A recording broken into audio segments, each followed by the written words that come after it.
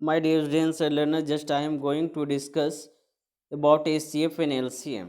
Okay, what are the uses of the ACF and LCM in our daily life? In how many way we can find the ACF and LCM? Just let us see here. Okay, first of all, I want to discuss that what are the uses of the ACF? What means the ACF, my dear students? Already you know that ACF means highest common factor. So, what is the uses of the ACF in and LCM in our daily life? Okay, first of all, I want to discuss the use of SCF to equal distribution of the quantity in the large group, to split thing in the smaller section, to arrange something into row or group. These are the some uses of SCF you have given here. Let us see by the taking the practical example. When we given the 15 apples and 40 bananas, you have to the distribute among the 5 students. How can we be distribute 15 apples and 40 bananas among the 5 students? They need to the find the SCF here. Okay, the first of all find the SCF of the 15 and 40. We get here 5. Okay, now try to the divide by SCF 15 and 40. Then we get here each students will we get 3 apples and 8 bananas. In this way, we can find out the SCF. They are the uses of the SCF in the different area in our daily life. Now, just I want to discuss about the LCM. What is the meaning of the LCM? Some uses of the LCM in the daily life, just we when you want the event that is repeated over. Analyze when something will happen again at the same time. To purchase multiple of the item in order to enough. Okay, just let us see with the help of the practical example. You can see on the marriage ceremony or you can see the festival, there the lighting decoration, the lighting here lighted at different interval of the time. After how much the time they lighted at the same interval, the same time, for the finding this type of the problem, they need to the required least common multiple LCM.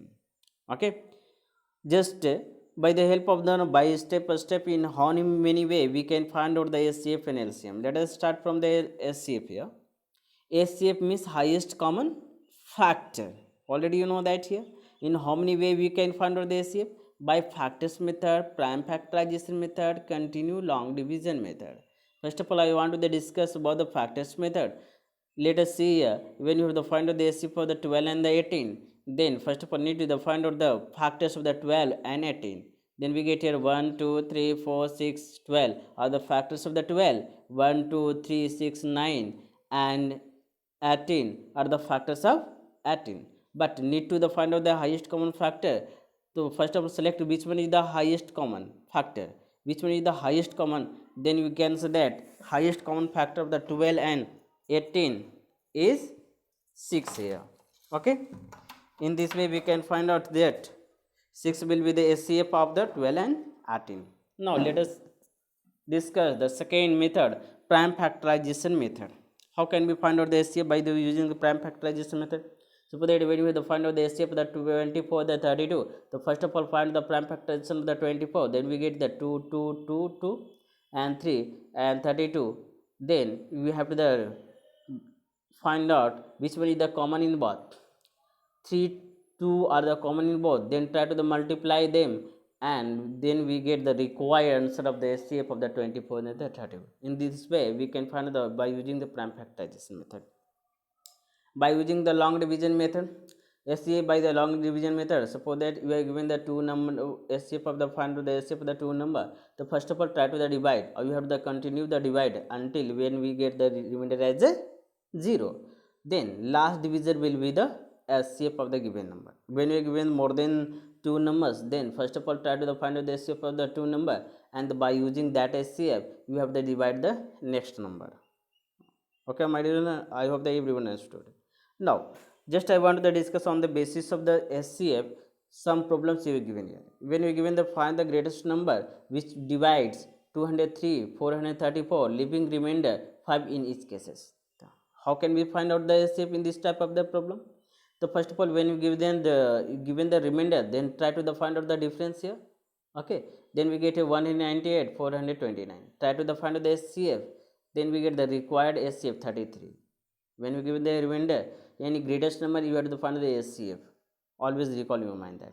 I hope that everyone understood. Let us now I want to discuss the LCM. Already you know that LCM, list common multiple. Okay, in how many way we can find the LCM? The first of all, using the multiple method, prime factorization method, and common division method. Let us discuss first of all multiple method. When we find out the LCM of the 8 and 12, the first of all need to the take the multiple of the 8, take the multiple of the 12. Now try to the take which one is the common in both. 22 is the common both, 48 is the common both, 24 is the common both, but we have to select which one is the least. So 24 is the least, then the required answer should be the 24. Okay, let us see by using second method, prime factorization method. How can we find the LCM by the prime factorization method? First of all, need to the find out the prime factorization of the given number. Okay, 12 and 19 we are given here. Just try to find the prime factorization. 2 is the repeated 2 times, and 3 2 and 3 repeated 2 times. You can observe here that number with a common base, we have given here 2 and 3. The number with an uncommon base here 5. Now for the finding the LCM, you have to select which one is the highest repeated number. The 2 is the repeated and 3 is the repeated, or which one is the unbiased, you have to take as it is. Then try to multiply them, then we get here the 2 repeated 2 times, 3 repeated 2 times, and 5 is you have given unbiased. Okay, uncommon, then you have to take add it is, try to multiply, then that will be the required LCM of the given number. I hope that everyone understood, my dear students. Let us see last method, common division method. How can we find the LCM by using the common division method? Suppose that when we find the least common multiple of the 4, 12 and 16 and 24. The first of all, by using common division method, we have to find out the from divide it and try to multiply them, then we get the required LCM of the given number. Now on the basis of the LCM, just I want to discuss some problems here. When we are given this type of problem, find the list number which when divided by the 40, 50 and the 60, leave the remainder 5 in cases. Okay, list number means we have to find out the LCM by using the long division method. Just try to find out the LCM 600, or not try to the what we have given the remainder, try to the add at last, then that should be the required answer 605. I hope that you understood.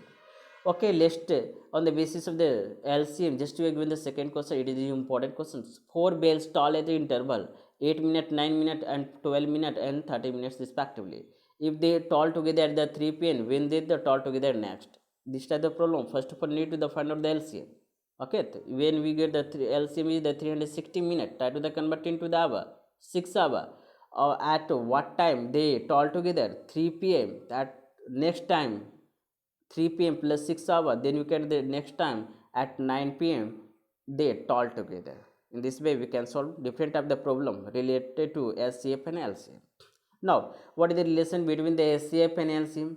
That is important relation between the SCF and LCM, my dear students. Okay, product of the SCF and LCM will be equal to the product of the given number.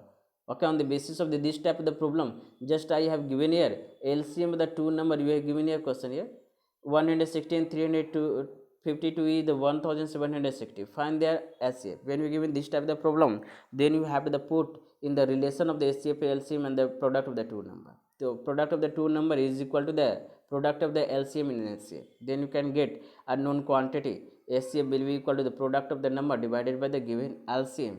Then required answer will be 32. In this way we can find out the unknown quantity when you given any one. I hope that everyone understood, my dear students. Okay, thanks all of you. Have a nice day.